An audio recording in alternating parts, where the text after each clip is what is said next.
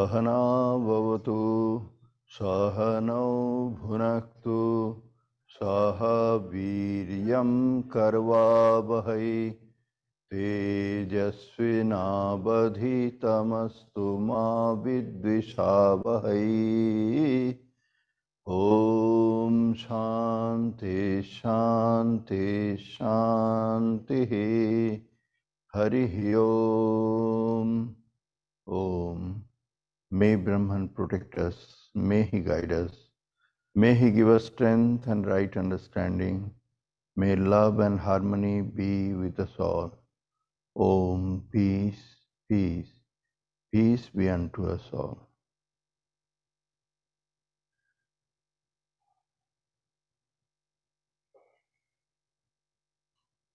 Good morning.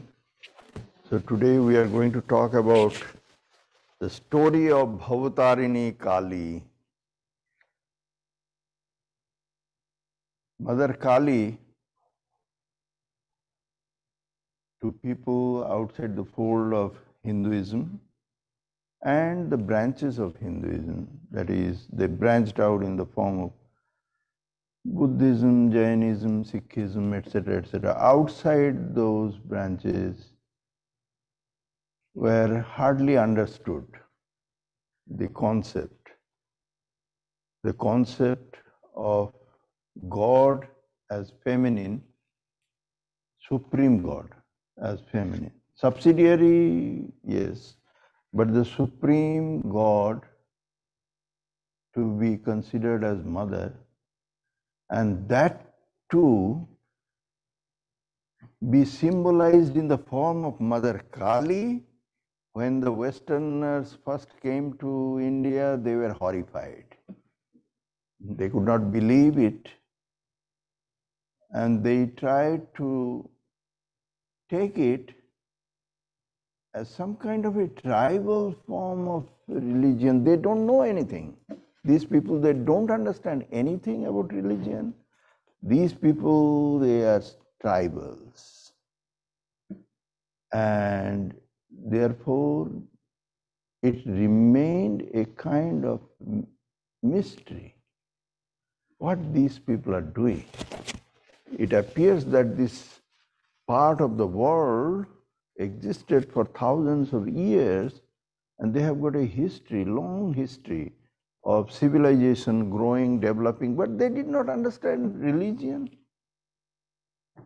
So the missionaries came back to the Western world, and especially to the more wealthier part of the world like America, and asked people, give us money, we have to save the souls. They are poor Hindu souls who will go to hell straight away after they die, because what they are doing is absolutely unacceptable. Now, gradually, after hundreds of years of slowly intermingling of this culture and translation of many books from original Sanskrit scriptures to English and to other languages, and interaction has slowly created a space in which a little more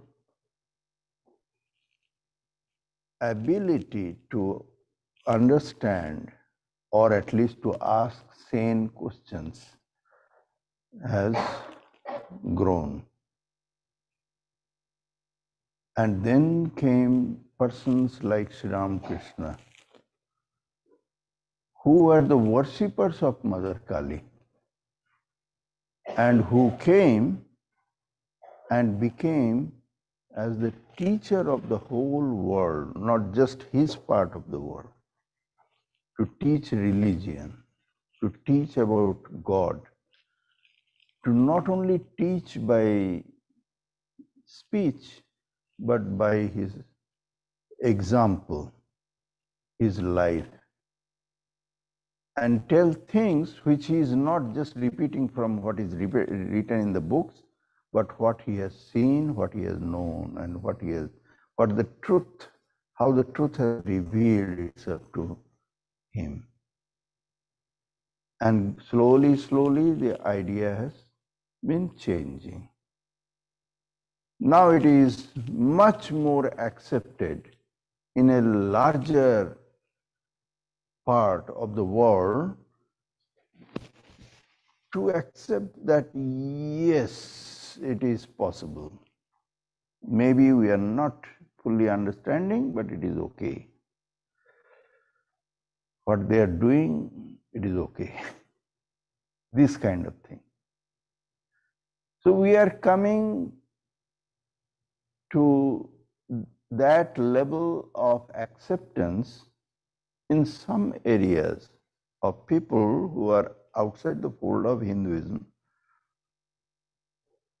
talking about worshipping of Divine Mother, and that also, that too in the form of this particular form called Mother Kali.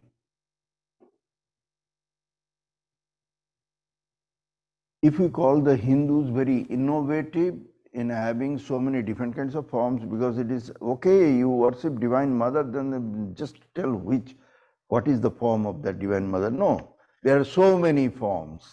There is Durga, there is Parvati, Uma, there is other forms, and then there is Mother Kali, and that also many different ways depicted. So it is also another area of creating confusion among people who really don't belong there, and therefore hard for them to understand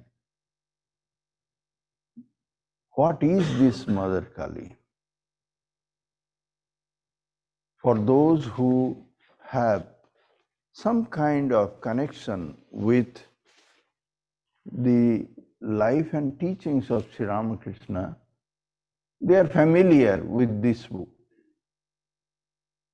particular form of godhood called Mother Kali, and that too, the Kali that he was worshipping in that temple complex known as Dakshineshwar.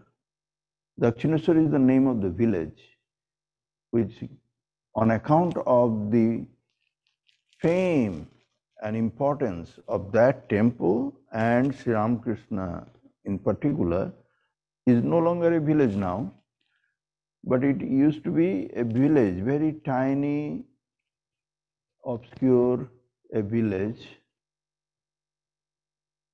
And there, this particular temple, which is dedicated to Mother Kali, but it has got other temples also.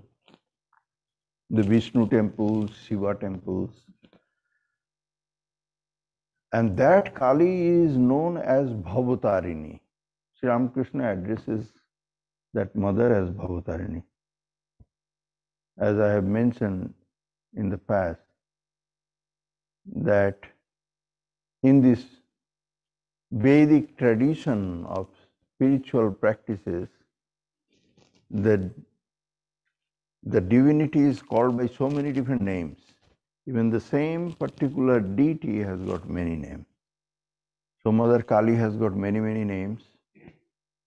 And then that particular Kali in that particular temple is called Bhavatarini.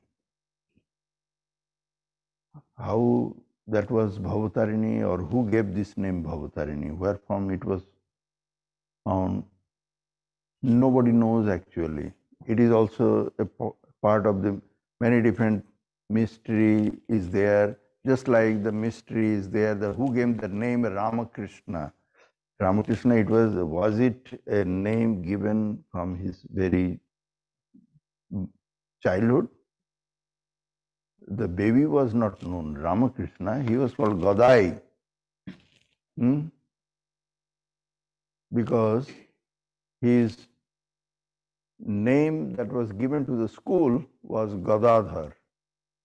So he became Gadadhar Chattopadhyay. Even later on also, when he had to sign, he had a nice cursive handwriting, and he signed Sri Gadadhar Chattopadhyay. So his name was Gadadhar Chattopadhyay. Who gave him this name Ramakrishna, that everybody calls him Ramakrishna?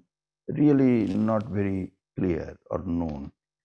His biographers also are not fully convinced about who gave first his name Ramakrishna. Was it given by his monastic guru? Because there is a practice that at the time of monastic initiation, a new name is given, as if a new birth begins here. So was that the name Ramakrishna given then? But then we find that his two other older brothers, they also had similar kind of names, similar in the sense that the name began with Rama. The oldest brother was Ram Kumar, and next brother was Rameshwar. He was the third and the youngest of all brothers and sisters, so his name was Ram Krishna. Was it somewhere it was from the family? No one really knows. Similarly, who gave the name of this Kali as Bhavatarini? Where from came Bhavatarini? Bhava means the world, and Tarini means who helps it to cross, or crossing the world, going across this world of Maya. That divine mother who, when propitiated, will help the spiritual seeker to cross this ocean of Maya, ocean of samsara. That is the meaning, should be the literal meaning of Bhavatarini, who helps the spiritual seeker. And we find that Sri Ramakrishna came there and he invoked the Divine Mother so powerfully that it started becoming the center of that kind of spiritual excellence, where people in large number came and they were illumined souls. Not only his own disciples, but others also. So it's sure the name was justifiable, Bhavatarini. And Sri Ramakrishna always called her Bhavatarini, Mother Bhavatarini. But we don't find it historically anywhere mentioned who gave that name Bhavatarini, because when the temple deeds were executed, then the owner of this entire property, Rani Rasmani, the queen is just a title, like even now in Europe so many titles are given, the prince and the lord and etc., etc. That kind of queen means they were very wealthy, rich landlords and were holding this kind of a title. So Queen Rasmani, when she wrote the deed of trust, it was in the name of that deity, the goddess, and it was not written Bhavatarini there. It was written Sri Sri Jagadishwari Mahakali. In the name of Sri Sri Jagadishwari Mahakali, this deed is being executed. Jagat, Ishwari, Jagat means the entire world. Ishwari means the goddess. Goddess of the whole world. Jagadishwari literally means Mahakali, the Supreme Mother Kali. In her name was the deed. So who gave the name Bhavatarini? Still a mystery. It is mysterious, but popularly everybody called her Bhavatarini. So she became Bhavatarini Kali.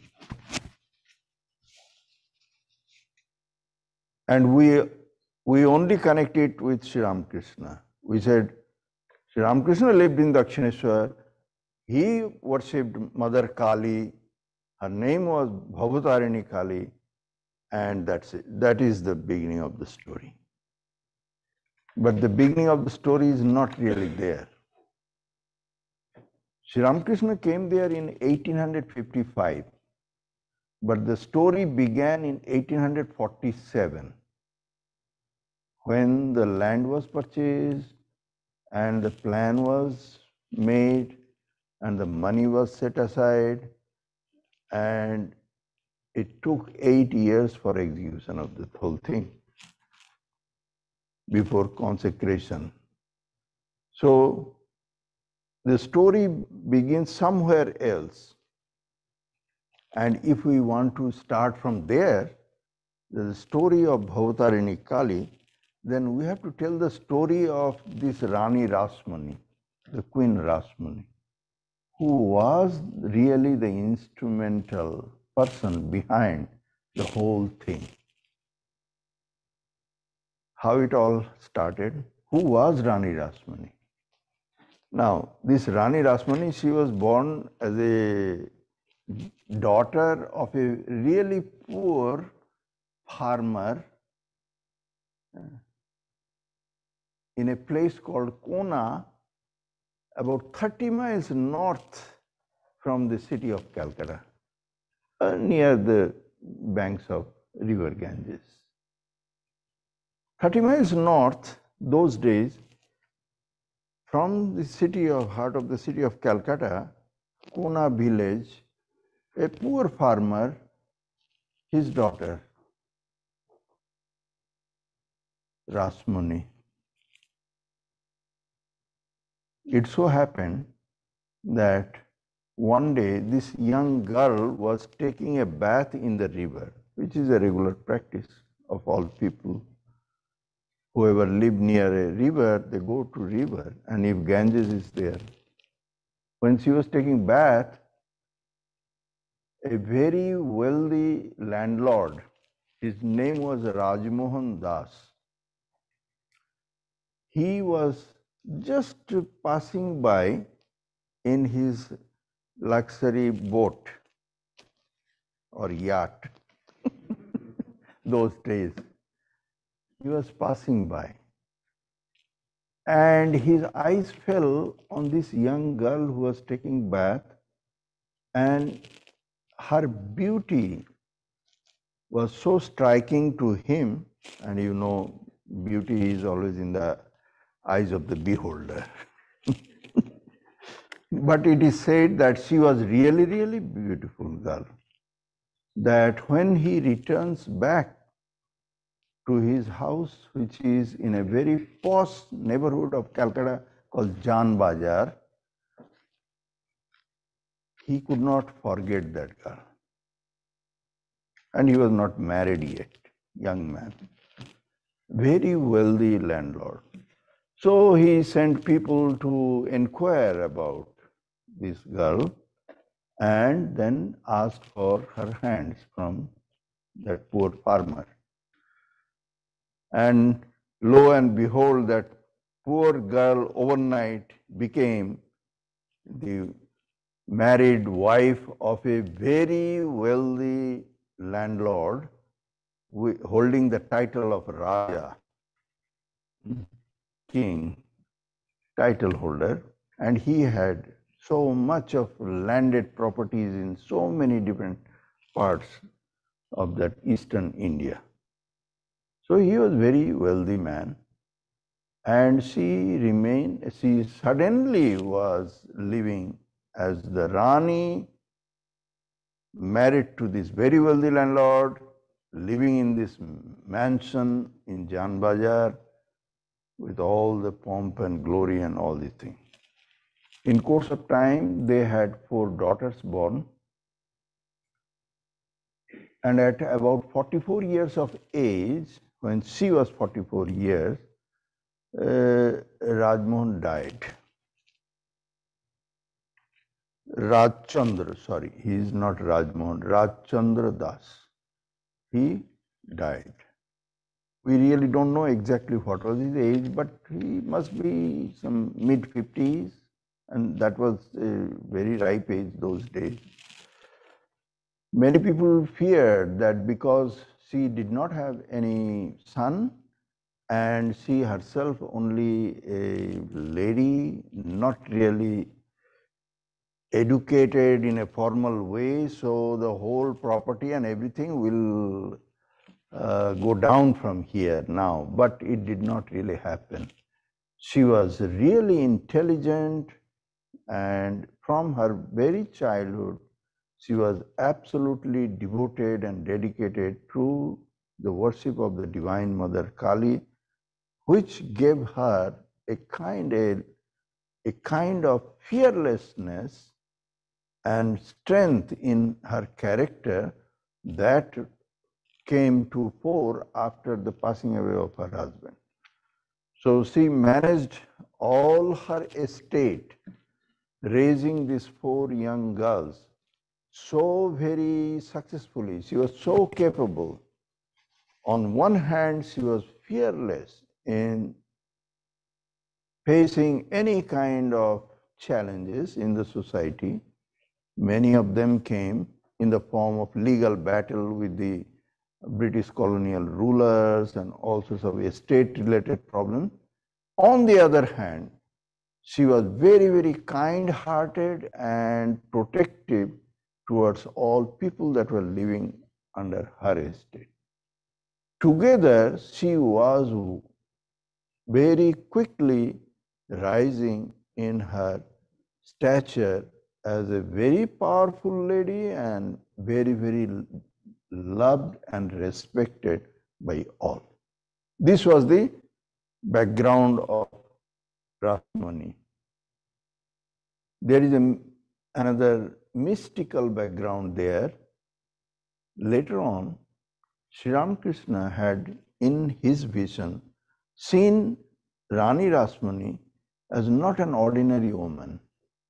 In Sri Ramakrishna's vision, as we have learned through his biography and all the pages of gospel, that Sri Ramakrishna had visions about many people and their real background, who they are.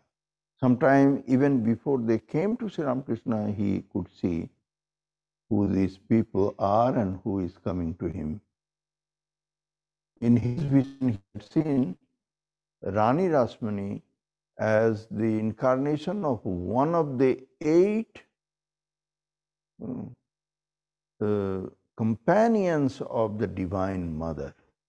It is written in those books of Tantra and on this Divine Mother scriptures that Divine Mother is always accompanied by and surrounded by 8 companions. They are called Ashtasakhi. They always stay with her wherever Divine Mother is appearing. Some of you will remember in the biography of Holy Mother also it has been mentioned at another point of time, but I am not going there now. One of those Ashtasakhis was there, who had appeared in the form of Rani Rasmani to execute this particular very important job of establishing the Kali temple there, and that was Rani Rasmani. Rani Rasmani was not an ordinary person. So this is the background of Rani Rasmani. Now starts the background of this temple building. Why? What made her build this temple? And that too, so far away from where they were living, because they were living in the city of Calcutta. What was the reason why a temple was built here, far, far away north from the city? It so happened in the year 1847 that Rani Rasmani, she decided that she wanted to go on pilgrimage and visit Those were the days when these kind of pilgrimages would be once in a lifetime thing to happen. She wanted to visit the Kashi, Vishwanath, for Vishwanath temple and Annapurna temple. She wanted to go and visit those temples. This pilgrimage she wanted to make. That was her very strong desire.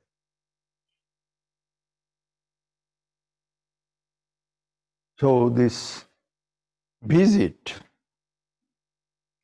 had to be planned properly. And when we see what was the plan, then it opens our eyes. What kind of entourage that goes with the Rani. Those are the days there were no proper roads, very safe and easy to travel so far away from Calcutta, like going to Varanasi. And railway lines were also not laid then, 1847. It was much easier to go by boat on the river, through riverways, because it is the same river Ganges that passes by Varanasi and also reaches here before entering into Bay of Bengal. So they planned that they will go by boat. So could you guess how many boats were prepared for that? There were 24 boats were made ready for this whole group to travel. 24 boats. Why 24 boats were needed for Rani to go there? Well, 7 boats were needed for food and other provisions, enough for sustaining the whole group for 6 months. It was a 6 months food and other rationing. 7 boats for that. 1 boat was for Rani herself and her helpers. 3 boats for 3 daughters and their families. So 1 daughter was already dead by then, of the 4 daughters. So 3 daughters and their families, the 3 boats were needed for them. 2 boats were needed for the guards that were going for the group. 2 boats were for the servants. It was servants' quarter. That they will go to those boats in the night and sleep and etc. etc. They were reserved for the servant. 2 boats. 4 boats for other relatives and family members and other friends, those who wanted to accompany them to go for this pilgrimage. There were 4 boats for them. 2 boats for estate officials, because 6 months away from their work, that is not possible. So they will go with the office, also goes with her. And 2 boats were for those officials that would be continuously managing and keeping contact with what is happening in all those estate things happening. 1 boat for washerman, 1 boat for 4 cows that were being carried with them, 4 cows, because they needed fresh milk. So 4 cows were going in 1 boat, and 1 boat for fodder for the cows.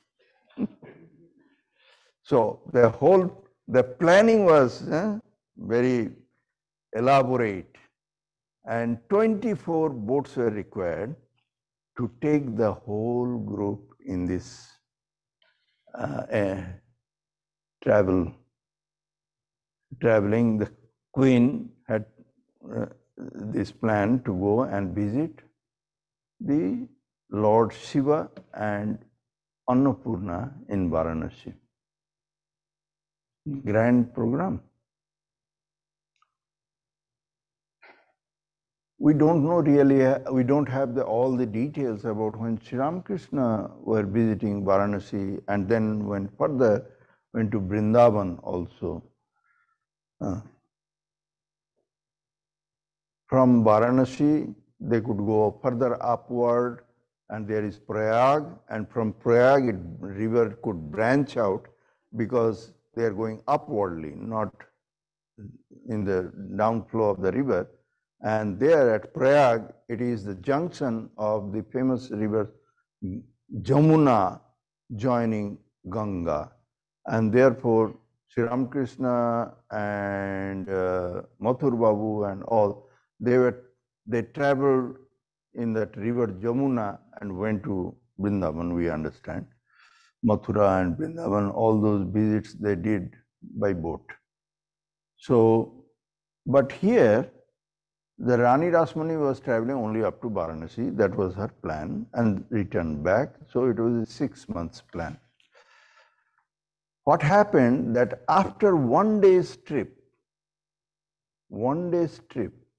from Calcutta, they started at some point of time, they had to stop somewhere near this Dakshineshwar village,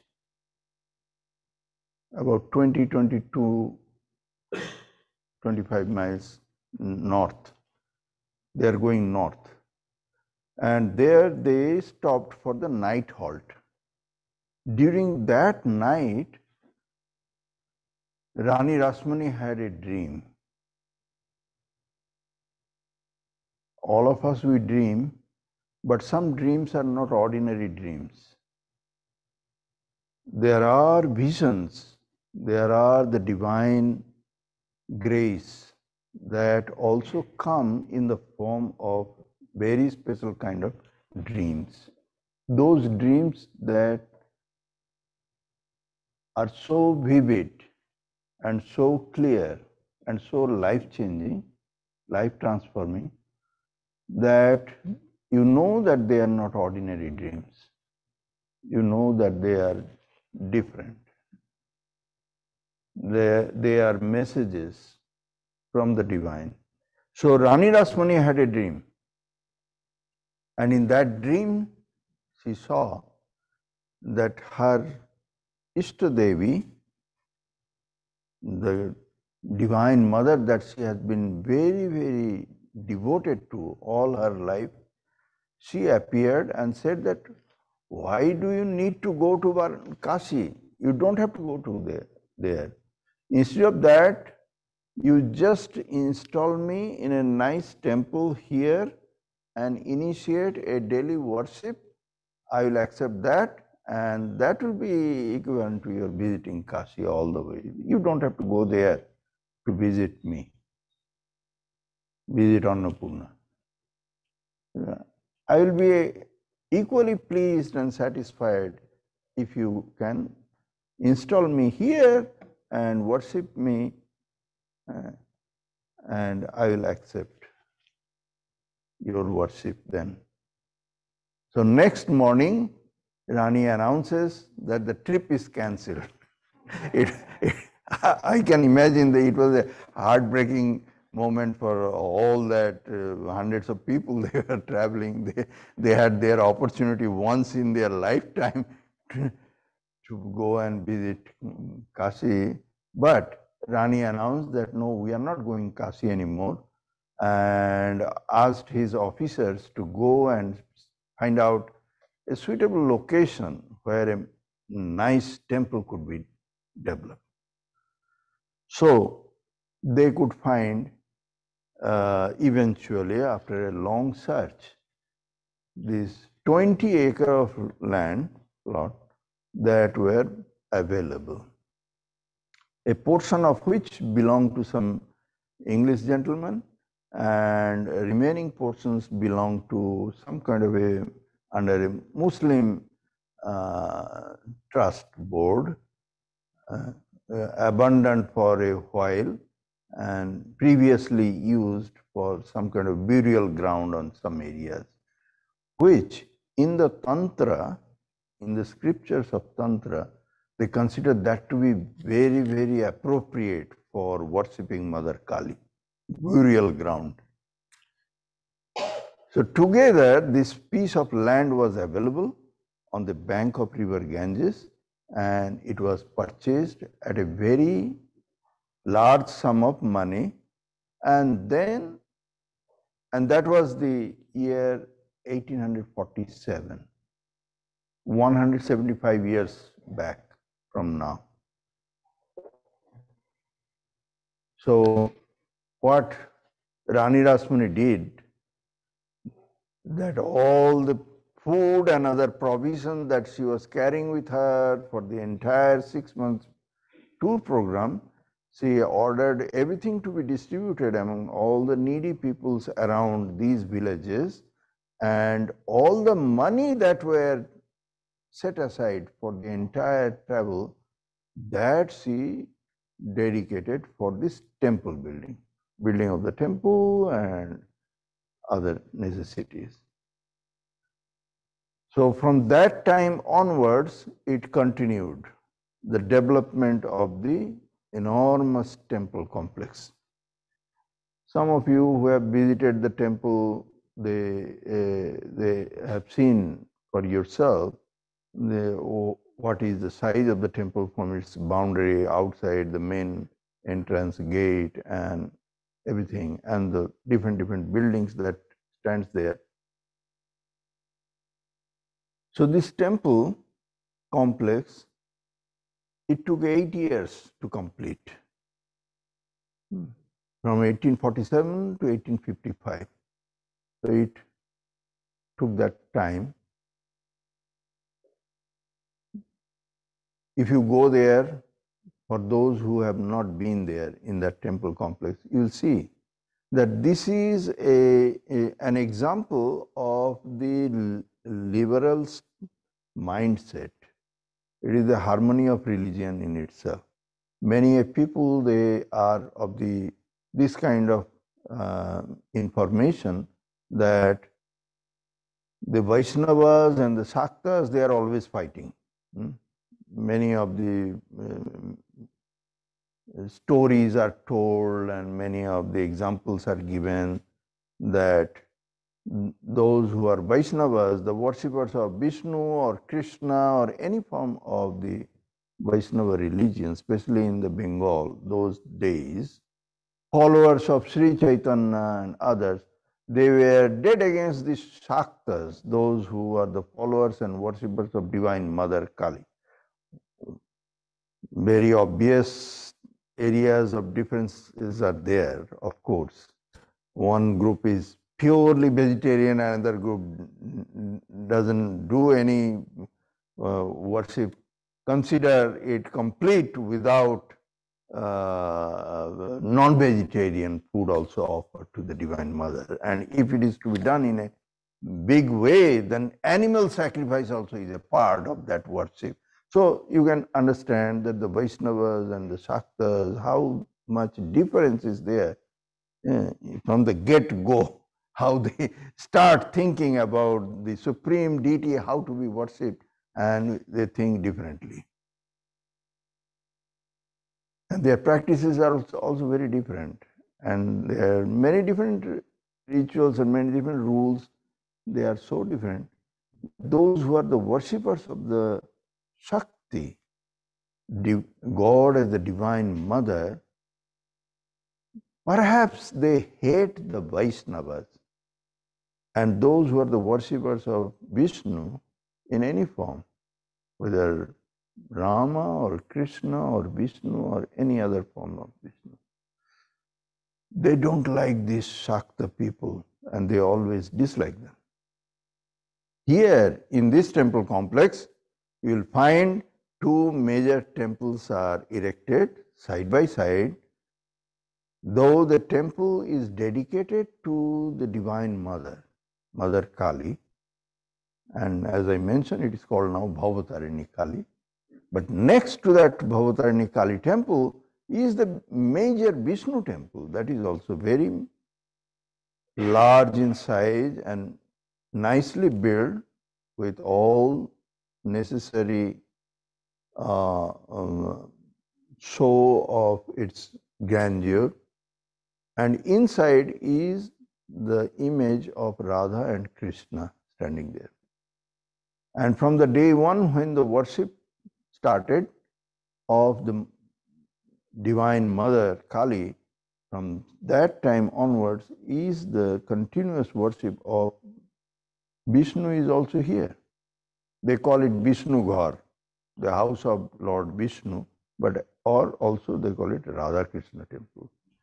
So Radha Krishna temple and Kali temple side by side, equally respected and equally worshipped with equal reverence. And then in the eastern part of India, there is a large following of Lord Shiva. Shiva worship is also very important there. So there are 12 Shiva temples because the Shiva is worshipped according to the scriptures. All over the country, there are 12 important Shiva temples called Dwadas Shiva Lingas.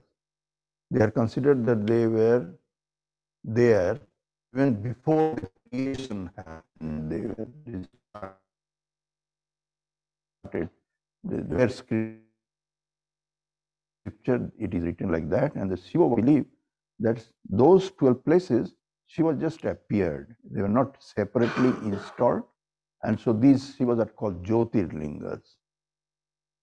They are the images of Shiva made of pure consciousness and light.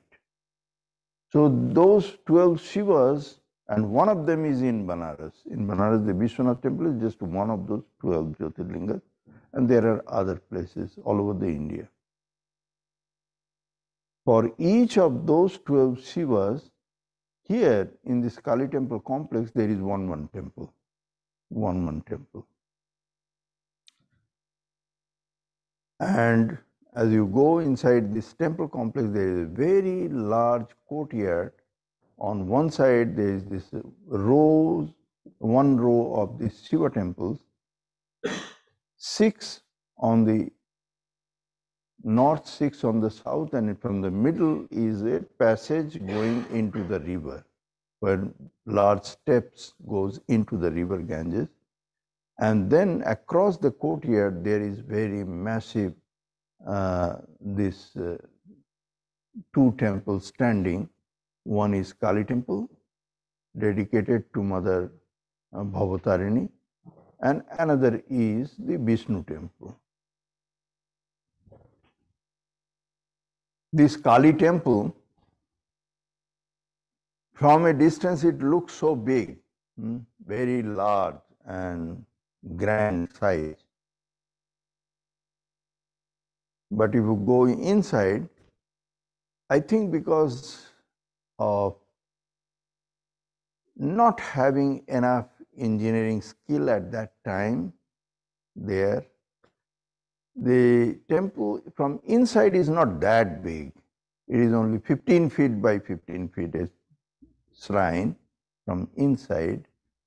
And there in the middle of that shrine stands the image of Mother Kali, which is made of black basalt, standing on the body of Lord Shiva, who is lying like a corpse, still, made of white marble brought from Italy. White Italian marble was brought, and made of that is the body of Shiva. This is the image. And the Shiva and the Kali standing on the Shiva, which is the very traditional way of making the image of Mother Kali. You go to a Kali temple, this is the way the image will be depicted. And there is stories about it. mythologies are there. Why Mother Kali is standing on the body of Shiva and Shiva is lying there like a dead body. It is not dead, but why it is so? There are mythological stories are there. But this is the image, and the whole image is on a 1,000-petal silver lotus, and that silver lotus is on a platform in Indian language called Bedi, which is like 2-3 steps from the floor. An entire floor is marble floor made of black and white marbles, checkered marble design, and there is that altar, and on that altar is 1,000 petal made of silver. This lotus, on that lotus is Shiva. As you enter from the front side of the temple, Shiva's head is towards you, and feet on the other side across, and on it is standing the image of Mother Kali with her right foot on the chest of Shiva and left foot on his one of the thighs. This is the image of Mother Kali, and Mother Kali's image has got 4 hands. Those of you who are familiar with Mother Kali, they know of it. It is not very tall actually. It is comparatively, we can call it a small image, small statue, only 33.5 inches tall. The real image of Mother Kali is only this much. That means less than 3 feet tall.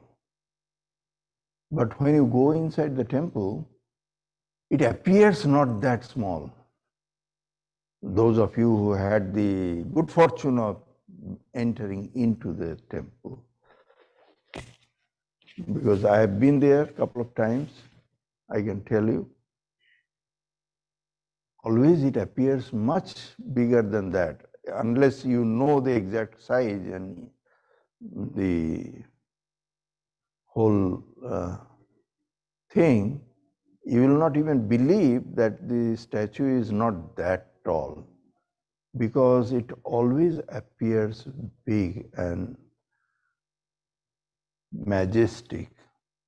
Perhaps it is because of the awe-inspiring feel that you will have there. Because this is the statue that was not a stone statue. It was a stone statue when it was carved from a block of stone, but it came through many different steps that has created a different kind of atmosphere. And a person who has got any feeling about the divine being here appearing from this image, from this statue, they will surely have a different kind of awe-inspiring effect on him or her. So this Divine Mother is there, and she is both symbolic as well as living being. She is symbolic in many different ways, through many scriptures, through many explanations by people who are learned, great pundits, or who were great spiritual figures. They have given many different symbolic meaning to this statue. What does that mean? What is the meaning of Shiva lying there? Why Shiva is white? Why Kali is black? There is a tantra, book of tantra called Mahanirvan Tantra. And in Mahanirvan Tantra, it has been explained that the color of Kali is black. Kali means everything in this creation. The creation has manifested itself from the source that is mother. Mother is the source. Everything else is just born out of her, and that is black. It is not only born out of her, but it also returns back there. So it is black because all colors, Mahanirvana Tantra explains, all colors, they enter into black and lose their differences.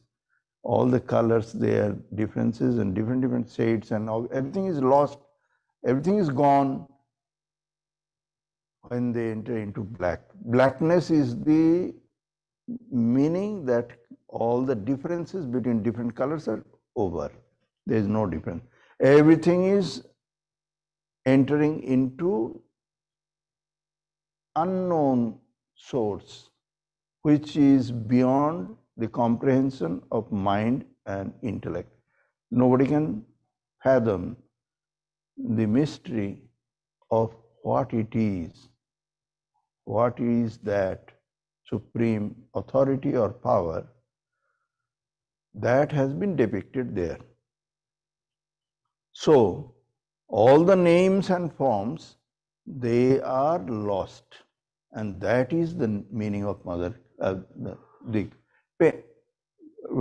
painting her or making her as black. In the words of Sri Ramakrishna, he said, it is black or deep blue. This Kali is also worshipped as deep blue in color. Krishna is also worshipped as deep blue. Sri Ramakrishna's explanation in his own way, and most probably it is also to be found in some scripture, he says that because we are too far from her, we are too far and therefore we remain ignorant, and that is the symbolizing in the form of darkness. Darkness is the symbol of not knowing, ignorant. Once you come very close, once you reach her, once you know her, it is no longer dark. It is dark so long as you don't know her. We find that in the experience of Sri Ramakrishna, in his first realization of the Divine Mother, as it has been explained in his biography, when he desperately trying to end his own life, unable to bear the not knowing Divine Mother, when that kind of desperation in Sri Ramakrishna's mind happened, then it is written in his biography, and it is reported by him. He himself reported that suddenly he had this vision, and always the vision is sudden. No? The vision is sudden. It is said in those books of Tantra that the Divine Mother is there in each and every individual being in the form of sleeping coiled power called Kundalini. When the Kundalini wakes up and starts rising, that is the first flash or first vision of the spiritual kind, the awakening of Kundalini, and that comes like the strike of a lightning. It is like a bolt. That is first real experience of spiritual kind. All other knowledges, what we gain from our school education, schooling through our parents and other education and Google search, asking Siri, you have got all sorts of knowledges, knowledge and knowledge and knowledge, yeah, light. These knowledges, they don't compare with the spiritual kind of awakening of spiritual knowledge. Why it is called illumination? When it happens, it is like the bolt from the blue and the awakening lightning. It is shocking and it is overwhelming. And Sri Ramakrishna was overwhelmed. He said that I had the vision of the Divine Mother, and he was overwhelmed. And later on, he tried to describe what kind of vision. Was Mother Kali with his tongues protruding out? Was it red in color? Was Mother Kali black? No. His vision was that as if he was getting drowned by the massive waves of pure consciousness rushing towards him from all different directions. So that was his vision. His vision was pure consciousness, dazzling, and they were rushing towards him like big waves from all different directions and drowning him, and he gotten drowned and lost his outer consciousness. And he described it as his first vision of Divine Mother Kali. Now, this is Mother Kali vision. 4 hands, black in color, tongues protruding out, standing on Shiva's body. No, he did not see that. And what he saw, he said that was his first vision of Mother Kali.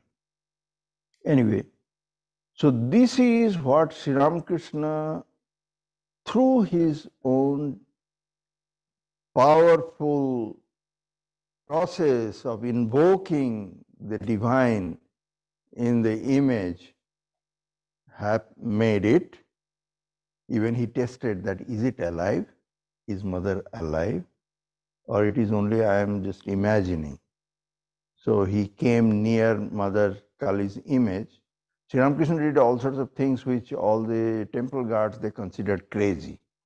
So, but they were all being instructed by the owners of the temple, Mathur Babu especially, that allow him to do whatever he wants. Nobody should disturb him. So he continued doing. So he came to the image of Mother Kali in the middle of doing his worship. He said, suddenly it crossed his mind, is Mother Kali alive? I was like, no, let me go and check. So he went to check if Mother Kali was alive. So he put his own fingers under her nostrils and felt that yes, she is breathing out. Then she brought some cotton, and again put it and saw if it is moving or not. Yes, moving. Okay, Mother Kali is alive. This kind of making Kali alive in the Sri Ramakrishna's lifetime, and there have been many incidents in the life stories of not only Sri Ramakrishna but others also, Swami Vivekananda and all others, many others who did not believe in Kali even in their life, that made this Kali of Dakshineshwar, which is known as Bhavatarini, an enigma and a very powerful center of spiritual practices. People come from all over the world and they ask all sorts of prayers, and they believe that the Divine Mother, by the grace of Divine Mother, their prayers will be listened and be granted. And Sri Ramakrishna also said that. He said that you can ask Mother anything, whatever I have asked, I have received. I prayed to Mother Kali that, Mother, I don't know anything. I am ignorant, illiterate, very ordinary, your innocent child. Please show me what the yogis have learned through their yogas, what the jnanis have seen through their discrimination, what is written in the Vedas and Puranas and Vedanta and Tantra, whatever is there, all these things, I don't know. I don't care to go through the scripture or hearing from anybody. You tell me and you show me. And according to Sri Ramakrishna, his prayers were granted. So, and he knew everything that were there. and all the prayers, even the worldly kind of prayers, that people came to Sri Ramakrishna with those prayers, like Mathur Babu praying for the life to spare the life of his wife Jagadamba when she was almost on her deathbed. And Sri Ramakrishna said, I don't know, I will ask mother if she will do. And she was saved. And many other these kind of prayers. So that is the story of Bhavatarini Kali, which is both historical now and miraculous in many different ways. The miracle of Rani Rasmani, which is not told too much and therefore not too much known, and the miracle of Sri Ramakrishna, and then too many other things together, they come, and there stands the Mother Kali, a special temple of Mother Kali known as Bhavatarini. Thank you.